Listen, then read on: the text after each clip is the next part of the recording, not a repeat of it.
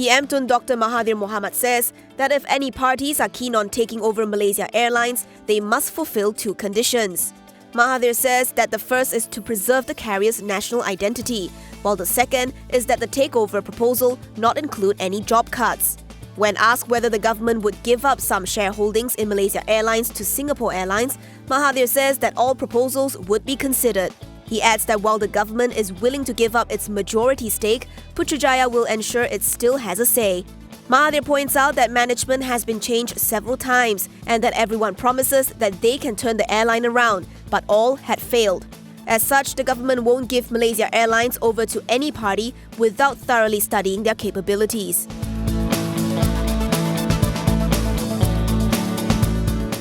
UWC saw its share price close more than 70% up to close at RM1.40 on its maiden trading day on the main market of Bursa Malaysia.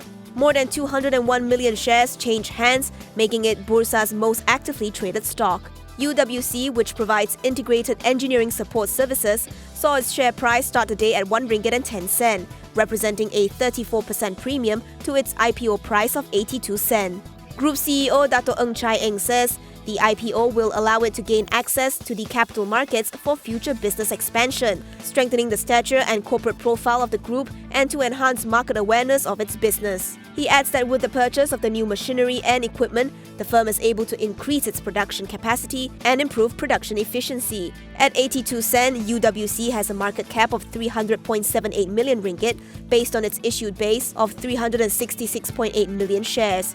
At its closing price, its market cap stands at just over RM513 million.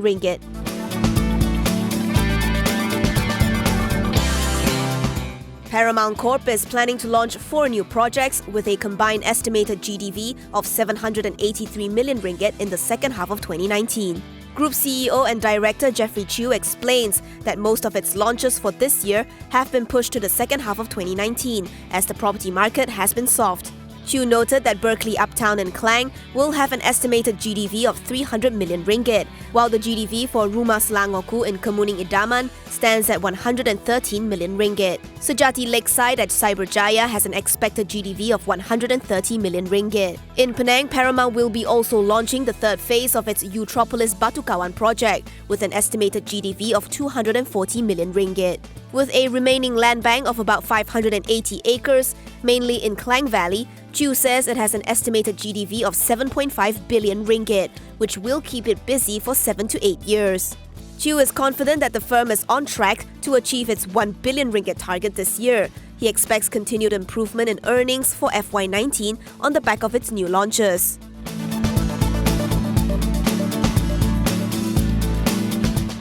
Yayasan Penyelidikan Transformasi and Pertubuhan Kebajikan Dakwah Islamia Malaysia have today indicated to the High Court that they would not be contesting MACC's forfeiture action. These are just 2 of the 41 entities MACC is bringing to court and are the first 2 to not object. The prosecution is seeking RM140,493.08 from Pekida and another RM407,101.16 from Yayasan Penyelidikan Transformasi.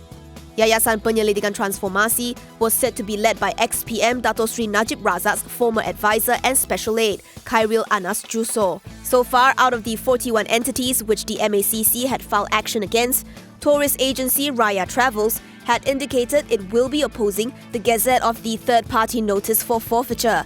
MACC is seeking a total of RM270 million from the forfeiture action, with the bulk coming from UMNO, which had received RM212 million.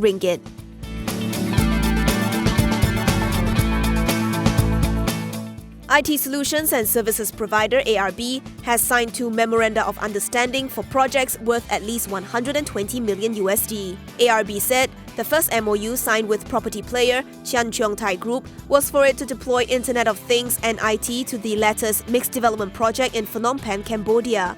Under the MOU, the IoT and IT project value is not less than $100 million. The entire mixed development project is worth $1.5 billion.